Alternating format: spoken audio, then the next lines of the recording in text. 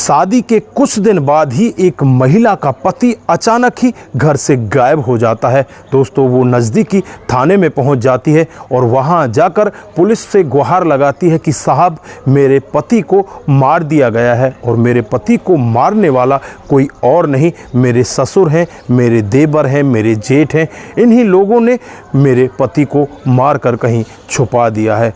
दोस्तों, यहाँ पर पुलिस तुरंत ही हरकत में आ जाती है और उन 4 लोगों के खिलाफ मामला दर्ज कर लेती है। जब उन 4 लोगों से पूछताछ की जाती है तो सभी के सभी यही कहते हैं कि ये तो हमारा घर का सदस्य है, हम अपने भाई को, अपने बेटे को क्यों मारेंगे। लेकिन पुलिस यहाँ पर उनकी नहीं सुनती और उन 4 के खिलाफ मामला दर्ज कर दिया जाता है, उन्हें जेल के अंदर बंद कर दिया जाता है। दोस्तों, यहाँ पर जो औरत होती है वो विधवा के लिवाज में दिन भर रहा करती और जैसे ही रात हुआ करती, रात को 12 बजे वो अपने कपड़े चेंज कर लिया करती और फिर अपनी मांग में सिंदूर भरती और फिर मंगलसूत्र पहनकर वीडियो कॉल पर किसी से बातचीत किया करती। जो वहाँ पर उसकी सास होती है, उसकी देवरानी जिठानी होती हैं, वो सब ये वाकया देखा करती हैं। दोस्तों, उसके बाद होता है इतना बड़ा खुलासा। दोस्तों, अगर आप भी पूरे खुलासे के बारे में जानना चाहते हैं तो वीडियो को ज़रा सा भी स्किप ना करें, लास्ट तक वीडियो को ज़रूर देखें। दोस्तों, आगे बढ़ने से पहले हमारी वही रिक्वेस्ट की जो हमारे चैनल के साथ नए हैं, कृपया करके चैनल को फॉलो कर लें, बेल आइकन को ज़रूर प्रेस करें। नमस्कार, जय हिंद। आप देख रहे हैं APH न्यूज़ राहुल रावत के साथ। तो दोस्तों, आज की जो हकीकत की घटना आपको बताने जा रहा हूं, उत्तर प्रदेश में एक ज़िला पड़ता है गोंडा और इसी के एक गांव की ये हकीकत की घटना है। यहाँ पर एक गुड़िया नाम की महिला जो होती है वो पुलिस में जाकर रिपोर्ट दर्ज कराती है, अपने ही घर वालों के खिलाफ मामला दर्ज कराती है कि इन लोगों ने मेरे पति को मार दिया है और मारकर उसकी लाश को कहीं पर छुपा दिया है। ये लोग पता नहीं रहे लेकिन इन्होंने मेरे पति को गायब कर दिया है। दोस्तों, वो अपने ससुर के खिलाफ, अपने देवर और अपने जेठ के खिलाफ मामला दर्ज कराती है। कुल मिलाकर घर के 4 लोगों के खिलाफ मामला दर्ज हो जाता है। दोस्तों, एक ही परिवार के 5 लोग इस तरह से घर से बाहर हो जाते हैं, क्योंकि एक की तो यहाँ पर ये महिला कहती है कि मौत हो चुकी है, बाकी 4 लोगों को पुलिस यहाँ पर शक की बिना पर उन्हें गिरफ्तार कर लेती है। दोस्तों, यहाँ पर अब ये जो गुड़िया होती है ये रात को 12 बजे इस तरह से अपने कपड़ों को चेंज करती। जो इसका भेष दिन में होता है वो रात को नहीं होता। दिन में तो ये सफ़ेद साड़ी यानी विधवा की लिवाज में होती है, लेकिन जैसे ही रात को 12 बजते हैं ये अपनी लिवाज चेंज कर देती है और यहाँ पर वो बिल्कुल रंगीन साड़ी पहनती है, मांग में सिंदूर भरती है, मंगल सूत्र गले में डालती है और वीडियो कॉल पर हंस कर किसी से बातें किया करती है। ये सब इसकी सास सुनती है, इसकी देवरानी सुनती है, इसकी जेठानी सुनती है।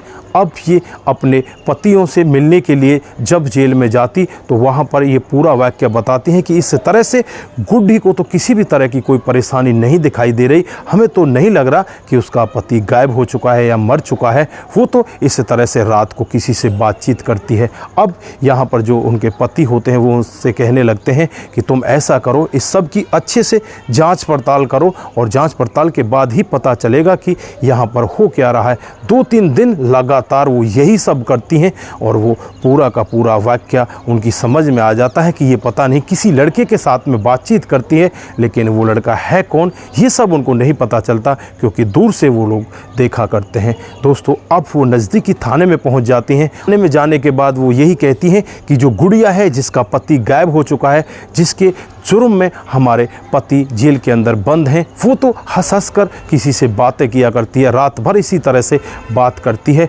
उसका तो पता ही नहीं उसके साथ में हुआ क्या है, वो ऐसा कैसे कर रही है, हमें तो कुछ शक लग रहा है। दोस्तों, पुलिस तुरंत ही हरकत में आती है और गुड़िया के घर पहुंच जाती है। जब गुड़िया से बातचीत करती है तो गुड़िया यहाँ पर उनको वापस उल्टा धमका देती है और कहने लगती है कि तुम्हें थोड़ी सी शर्म आनी चाहिए, मेरा तो पति गायब हो चुका है, उसकी डेड बॉडी भी हमें बरामद नहीं हुई है और आप लोग वापस मेरे ऊपर इस तरह का आरोप लगा रहे हो, तुम्हें थोड़ी बहुत शर्म आनी चाहिए, मैं SP साहब से बातचीत करूँगी। दोस्तों उसके बाद पुलिस वहाँ से बिना सबूत के वापस चली जाती है और फिर ये मामला एसपी साहब के पास पहुँच जाता है।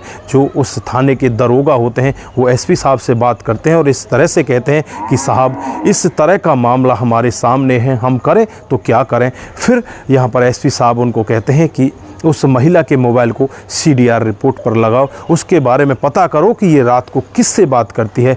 तो उसके बाद जब उस मोबाइल को सीडीआर रिपोर्ट पर लगा दिया जाता है तो उसमें एक नंबर आता है जो यहाँ पर गुजरात के किसी व्यक्ति के नाम पर रजिस्टर होता है। अब यहाँ पर पुलिस उस नंबर को ट्रेस करती हुई वहाँ पर पहुँच जाती है जहाँ पर वो व्यक्ति होता है और जब उस व्यक्ति को पुलिस देखती है तो पुलिस की आंखें खुली की खुली रह जाती हैं। वो व्यक्ति कोई और नहीं होता, उस गुड़िया का पति होता है।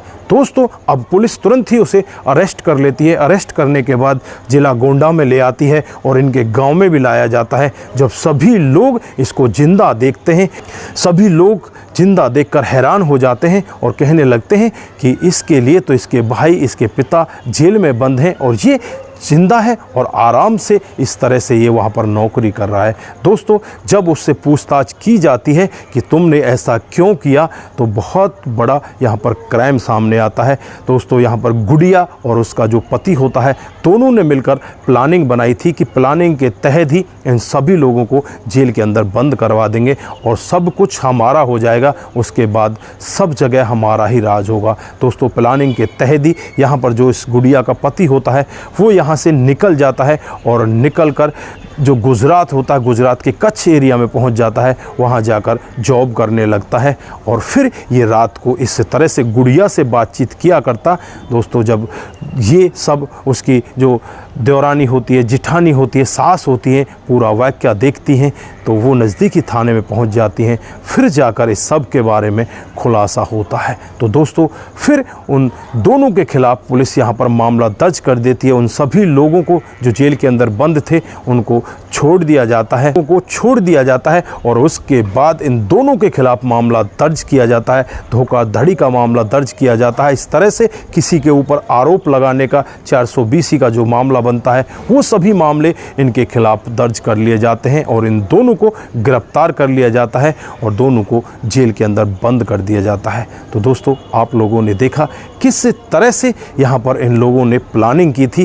प्लानिंग के तहत ये दोनों के दोनों यही चाहते थे कि हम कभी पकड़े नहीं जाएंगे, लेकिन जुर्म चाहे कितने ही सातिर तरीके से किया जाए एक ना एक दिन उसका अंत होना बहुत ही ज़रूरी है और यहाँ पर भी वही होता है। उस जुर्म का अंत इस तरह से होता है। अब वो दोनों के दोनों सलाखों के पीछे चले जाते हैं। बाकी 5-4 महीने के लिए इस परिवार को इतनी ज़्यादा मुसीबतें उठानी पड़ी, इतनी ज़्यादा परेशानी उठानी पड़ी क्योंकि इनके जो घर के सदस्य होते हैं सभी के सभी जेल के अंदर चले जाते हैं और जो महिलाएं होती हैं बस पीछे रोती बिलखती वही रह जाती हैं। तो दोस्तों ये थी आज की हकीकत की घटना। आप लोगों को कैसी लगी? यहाँ पर आप लोग क्या कहना चाहते हैं? ऐसे लोगों को आप किस तरह की सज़ा में देखना चाहते हैं?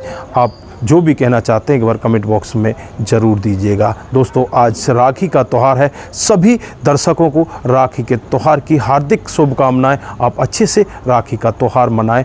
दोस्तों नमस्कार, जय हिंद,